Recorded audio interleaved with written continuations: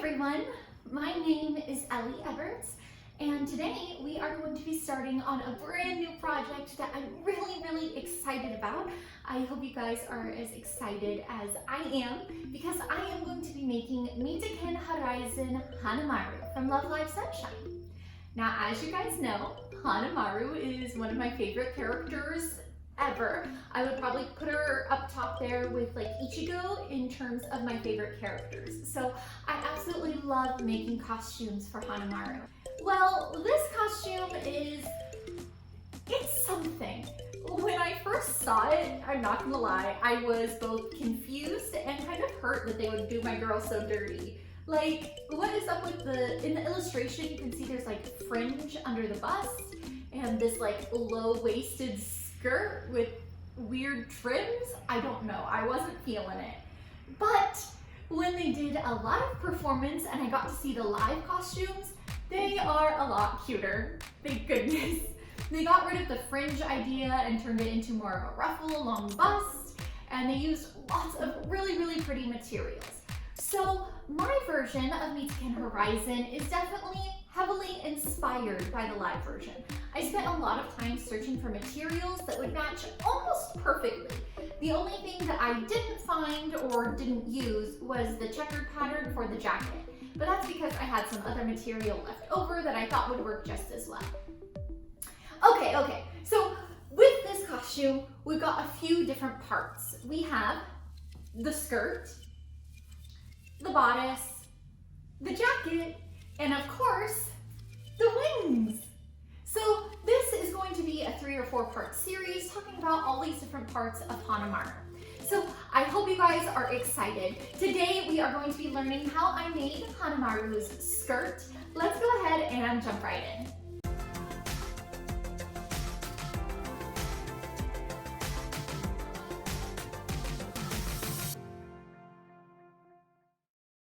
So for Hanamaru's skirt, I'm using a fabric that is called Liverpool Bullet Texture. It is a jersey material and it's very popular for making like baby headbands. But it has a really neat texture and it doesn't fray. Lucky us. So I am simply turning over this hem and zigzagging it into place. So here is a look at our finished hem. It's not beautiful, but it works since we're going to be putting lace on top. Now, of course, I should let you guys know I am using a circle skirt, absolutely zero surprise there. And we are going to be placing this beautiful sequined lace along the hem of this skirt. So I have laid out my skirt and I am pinning the lace around the circle. Since this lace is a straight line and it is not on the bias, I'm going to have to be adding some ruffles or some pin tucks in order to make it fit my circle skirt and not make the hem look really weird. So you might notice that parts of this are getting kind of folded up so that way everything goes around the circle nice and cohesively.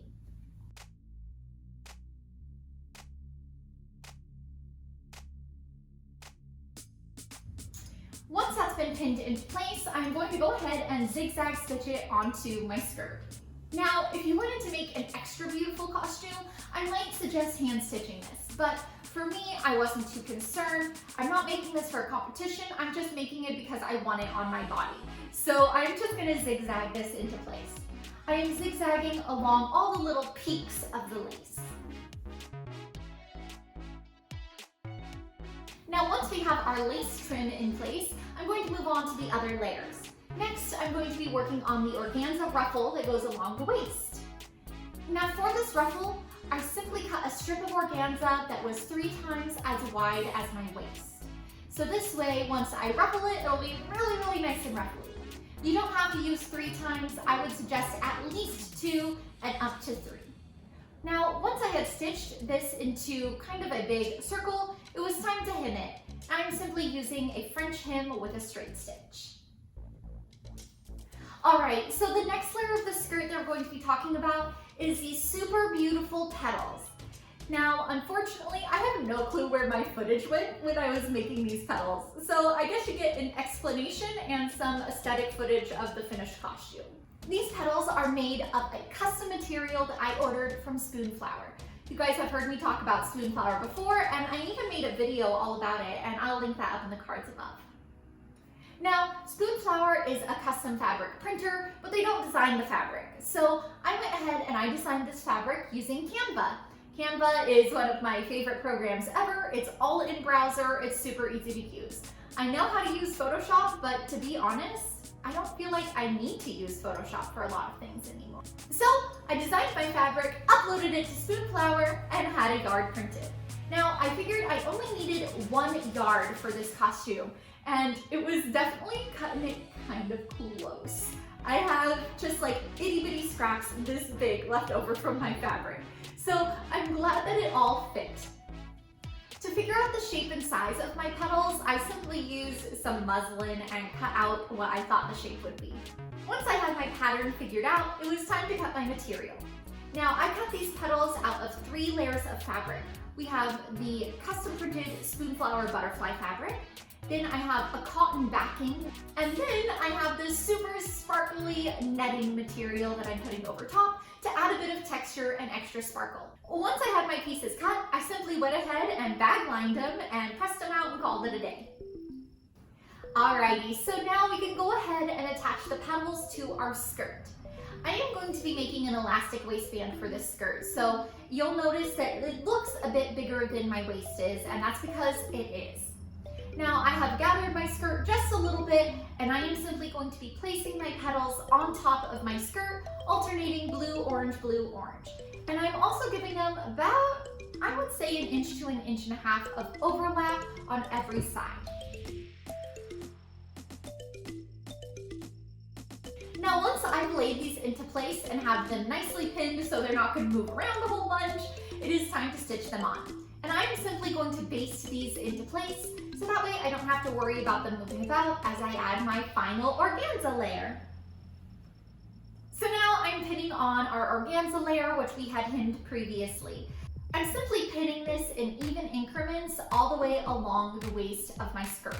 So I didn't do a gather stitch, I'm simply pinning it into place and will gather as I stitch. You could do a gather stitch if you wanted, but I had recently completed my organza petticoat, which there's a link up above for, and I realized that gathering is just as easy to do by hand if you don't need it to be absolutely perfect. So I just went ahead and zoomed through this and gathered it on.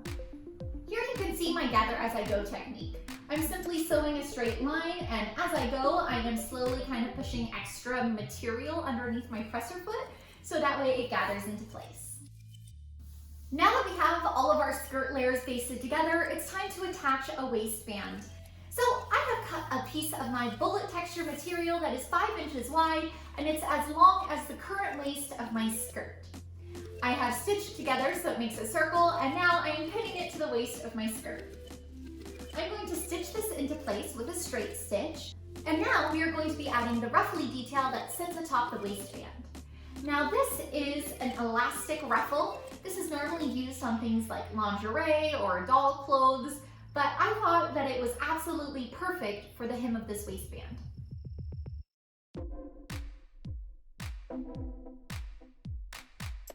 So now that I have my elastic ruffle on there, I'm going to fold the waistband over so that way there is exactly 1 inch of waistband and that ruffles along the top, and then I'm going to stitch in the ditch along the waist to hold this into place.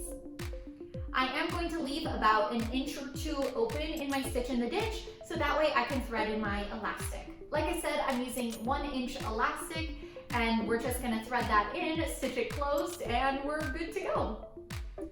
Now, after I put my elastic in, I decided to hand stitch on my black sequin belt. Now, I also added a 3D printed belt buckle onto here, and that was also hand stitched into place. I did not design this belt buckle, I simply looked up an infinity symbol and printed it off. So there was not a lot of work put into that, but I think it looks really, really good. Overall though, I really do love this skirt. The colors are fun, the petals are fun, it's just really cute. So I hope that you enjoyed learning how I made this skirt. If you did, be sure to leave a thumbs up and subscribe to my channel. It really does mean the world to me. So I've started sharing photos of this costume over on my Instagram, but if you want to see the full set, hop over to my Patreon where I've already shared all the photos. If you have any questions on how I made this skirt, be sure to leave them in the comments below. I do my best to respond to each and every comment, even though I sometimes miss some. Oops, but I do my best. So please be sure to comment and I'll try to help you out. Alright everyone, well thank you so much for watching. I hope you enjoyed. And until next time, be sure to keep sewing, stay positive, and have fun. I'll see you later. Bye! Zura! Zura!